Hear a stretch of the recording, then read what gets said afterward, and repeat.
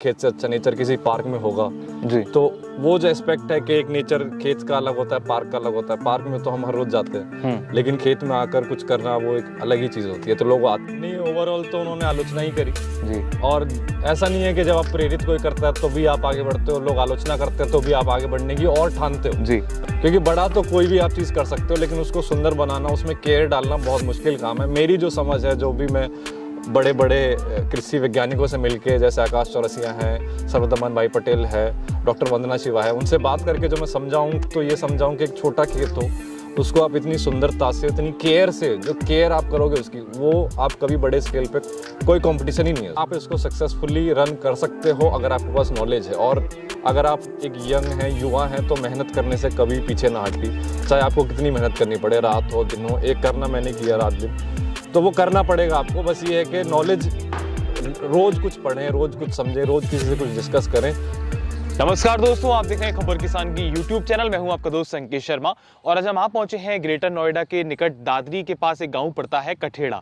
इस गांव की वैसे तो बहुत बड़ी ऐतिहासिक योगदान है देश को आज़ादी दिलाने के लिए और अंग्रेजों से लोहा लेने के लिए। यहाँ के जो राजा हुए थे उन्होंने अपना बहुत बड़ा योगदान दिया था। लेकिन आज जो हम यहाँ पर आए हैं, खासकर मिलने के लिए आए हैं भाटी जी से। और भाटी जी, अपना परिचय दीजिए आप। ये यहाँ पर एग्रो टूरिज्म को बढ़ावा दे रहे हैं, साथ के साथ जैविक खेती कर रहे हैं, मल्टीलेयर फार्मिंग कर रहे हैं। तो आपका शुभ नाम बताइए दर्शकों को और बताइए कि आपके गांव का क्या इतिहास है और आपका ये पूरा जो मॉडल है इस पे आप कैसे काम कर रहे हैं। धन्यवाद अंकित जी, आप यहाँ आए। पहले तो मैं आपका आभार करना चाहता हूँ कि जो आप काम कर रहे हैं वो सच में बहुत ही सराहनीय है, क्योंकि सब्जी तो आप किसानों की पहुँचा देते हैं, लेकिन एक किसान की खबर पहुँचाना, उनकी बात लोगों तक पहुँचाना बहुत अच्छा काम है और वो उसकी ज़रूरत है आज की डेट में। तो मेरा नाम अश्विनी भाटी है और हम गेटनोड़ा के कठेड़ा गांव के रहने वाले हैं। तो हमारे गांव का इतिहास ये है कि 18वीं 19वीं सदी में यहाँ पे एक राजा हुआ करते थे, राजा उमराव सिंह भाटी जी। उन्होंने जो है अंग्रेज़ों के खिलाफ लड़ाई में बहुत बड़ा अपना योगदान दिया। उन्होंने जो बादशाह थे, बादशाह जफ़र, उनको अपनी सेना पहुँचाई, अपनी टुकड़ी पहुँचाई, और जो यमुना से अंग्रेज़ों को रोकने में जो उन्होंने योगदान दिया वो बहुत ही माना जाता है। उन्होंने अंग्रेज़ों के घोड़े छीन के लाए वो, ताकि अंग्रेज़ आगे ना बढ़ पाएँ दिल्ली की तरफ, और फिर उनको जाकर लड़ाई जब ख़त्म हुई तो उनको काले आम पर फांसी दी गई। तो एक ये छोटा सा इतिहास है, बाकी और भी बातें हैं, लेकिन फिलहाल के लिए मुझे लगता है इतना काफ़ी है। और ये जो पूरा आपका मॉड्यूल है, कैसे आपने इसने एग्री टूरिज्म की शुरुआत करी, आपको कहाँ से प्रेरणा मिली? ये हाँ, मैं ना पहले टूरिज्म में काम किया, मैंने अभी कर रहा हूँ, टूरिज्म में काम करता हूँ। तो उसमें मैंने बहुत पढ़ा भी, देखा भी लोगों के टूरिज्म, एग्री टूरिज्म, ये रूरल टूरिज्म, ऐसा टूरिज्म, लेकिन मुझे कभी समझ नहीं आया क्योंकि किताबी ज्ञान था तो कभी समझ नहीं आया। लेकिन जब लॉकडाउन लगा, मैं अंग्रेज़ों को घुमाना था, वो बंद हो गया, तब मैंने सोचा कि कुछ ऐसा किया जाए कि लोगों को, मैं खुद जुड़ना चाहता हूँ मिट्टी से, खेत से, अपने गांव से। तो मैंने सोचा लोग भी जुड़ना चाहते होंगे तो क्यों ना उनको एक प्लेटफॉर्म दिया जाए, उनके लिए कुछ व्यवस्था की जाए कि वो लोग आके जुड़ें। तो उसी को करने के लिए हमने अपने खेत में छोटा सा एक फार्मिंग चालू किया। इसमें टूरिज़्म का एक जोड़ा कि हाँ, आप इसमें आओ, रहो, खाओ पियो, अपनी खेती कर रहा हो, देखो कैसे होती है।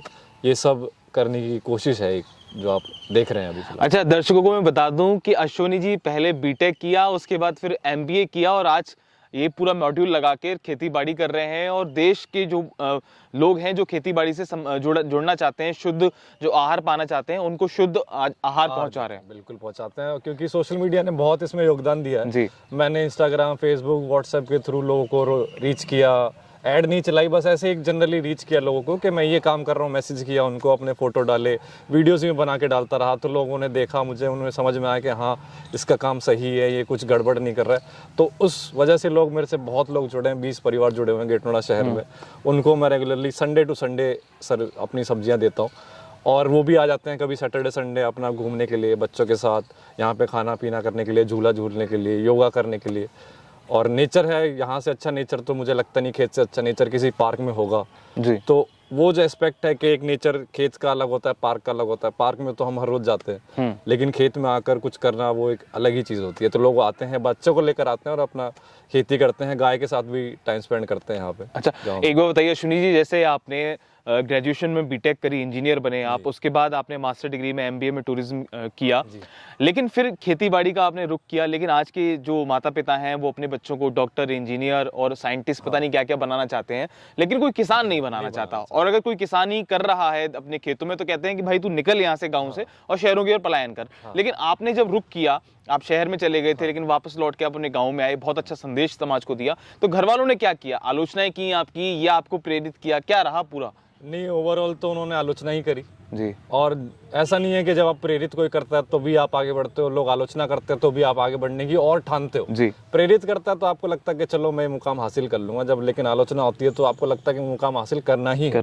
चाहे मैं कितना भी डूब जाऊं, मुझे कुछ भी हो जाए, मुझे मुकाम हासिल करना ही। एक बात लग जाती है आपको। लग जाती है आपको, फिर आप ठान लेते हो। प्रेरित होता है तो आपको लगता है कि हाँ मैं कर लूंगा, लेकिन जब आलोचना होती है तो आपको लगता है कि मुझे करना ही है, और जब करना ही है वाली बात आ जाती है तो आप वो फिर काम करके ही हटते हो, क्योंकि वो सिर्फ अपने लिए नहीं है, आप एक पूरी एक इमेज होती है जो आपको दिखाना है, एक समाज को दिखाना है।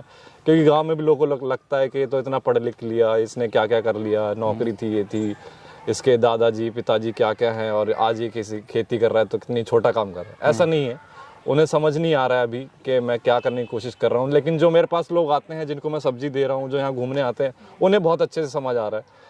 यूएस तक में मेरे जानने वाले हैं, अमेरिका में जो टूरिज्म से मेरे से जुड़े हुए हैं, तो उन लोगों को भी मेरा काम समझ में आ रहा है। वो मेरे में इन्वेस्ट करना चाहते हैं, डॉलर्स में वो इन्वेस्टमेंट देना चाहते हैं। अभी तक कम से कम 8-10 हज़ार डॉलर वो लोग बोल रहे हैं कि हम आपके में इन्वेस्ट करेंगे, लेकिन मैंने उनसे बोला है कि नहीं, मुझे नहीं चाहिए, क्योंकि मैं ये नहीं दिखाना चाहता कि खेती एक ऐसा मॉडल है जिसमें आप बाहर से पैसा लगाओ।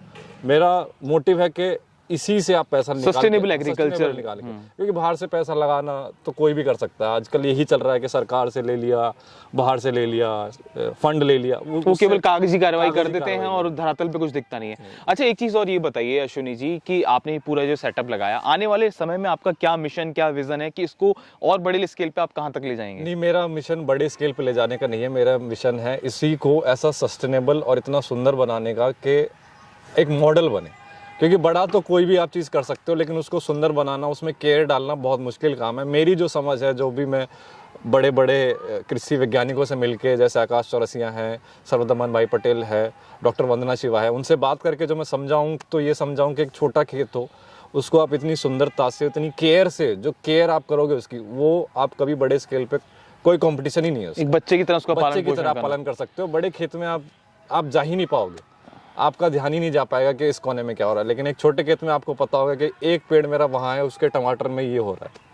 तो ये मेरा फोकस ये है। मेरा फोकस बड़ा करने का नहीं है, मेरा फोकस है इसी को इतना सुंदर बना देना। सुंदर से मतलब है कि इतना खुशहाल हो कि पेड़ों को खुशी हो जीने में। अब तक का आपका अनुभव जो रहा, आपने बताया कि साल 2 साल 3 साल आपको हो रहे हैं खेती करते हुए, जैविक खेती करते हुए, तो आपका खुद का अनुभव कैसा है कि खेती किसानी क्या वाकई में एक फायदे का और एक मुनाफे का मॉडल है? इससे आत्म शांति मिलती है, आत्म सुख मिलता है?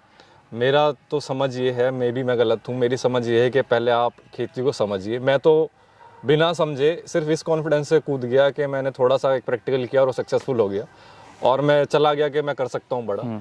उसमें थोड़ी बहुत गलतियाँ, थोड़ी बहुत नहीं, ज़्यादा ही गलतियाँ की मैंने, लेकिन ओवरऑल ये है आप इसको सक्सेसफुली रन कर सकते हो अगर आपके पास नॉलेज है। और अगर आप एक यंग हैं, युवा हैं, तो मेहनत करने से कभी पीछे ना हटिए।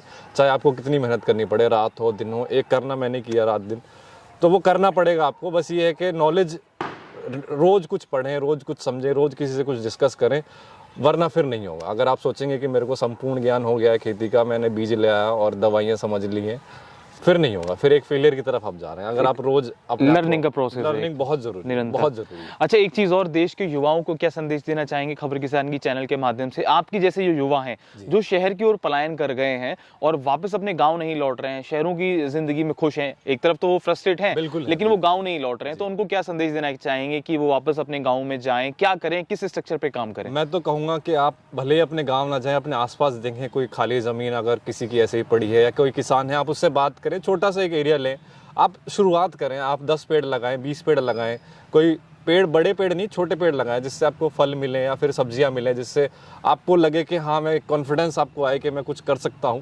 तब आप वापस खेत में जाएं और धीरे धीरे इसको स्केल करें। ये नहीं है कि आप एक साथ चालू कर दें कई एकड़ लेके। लोग ऐसा करते हैं, लेकिन वो मेरी नज़र में वो गलत चीज़ है। आप आराम से जाइए, क्योंकि खेती किसानी कोई जल्दबाजी का काम नहीं है, बहुत आराम का काम है। बहुत ही आराम से आपको जाना होगा, कम से कम 1-2 साल लगेंगे जब आपको चीज़ें समझ भी आने लगेंगी। समझ आ जाना तो बहुत बड़ी बात है, समझ भी आने लगना में 1-2 साल लग जाएगा कि कैसे क्या होता है। तो आराम से जाएं और ज़रूर करें। अगर आप सिर्फ अपना लाइफस्टाइल है, आप जॉब पे जाते हैं, सैटरडे संडे मॉल चले जाते हैं, पार्क में घूम लेते हैं, मॉन्यूमेंट देख लेते हैं, जो कि मैं कर रहा था, तो मुझे वो लाइफस्टाइल पसंद नहीं आता। मैं चाहता हूँ कि अपना सैटरडे संडे जो है या वीकडे जो है वो खेत में बिताएं, मिट्टी के साथ बिताएं, मिट्टी में हाथ गंदे हों, कुछ लगे हाथ में। सिर्फ यही नहीं है कि हम खाना खाने जा रहे हैं, शॉपिंग बैग उठा रहे हैं, वो सब एक जीवन नहीं है मेरी नज़र में। बहुत अच्छी बात बताई अश्विनी भाटी जी ने, बताया कि कैसे इस एग्री टूरिज्म के सेटअप को ये आगे ले जा रहे हैं और एक फ़ायदे की दिशा में ये काम कर रहे हैं, लोगों को अच्छा और शुद्ध खाना देने की मुहिम में ये आगे बढ़ रहे हैं। आशा करते हैं आपको ये वीडियो पसंद आएगी। अगर आप भी अश्विनी जी से जुड़ना चाहते हैं, इनके फार्म का टूर करना चाहते हैं, यहाँ पर अच्छा समय व्यतीत करना चाहते हैं, तो नीचे डिस्क्रिप्शन में कमेंट बॉक्स में यहाँ की हम लोकेशन दे देंगे, इनका नंबर आपको दे देंगे। बने रहिए हमारे साथ, देखते रहिए खबर किसान की यूट्यूब चैनल। अगर आपने हमारा चैनल सब्सक्राइब नहीं किया है तो उसको प्लीज़ सब्सक्राइब करें, ज़्यादा से ज़्यादा इस वीडियो को आगे शेयर करें। धन्यवाद।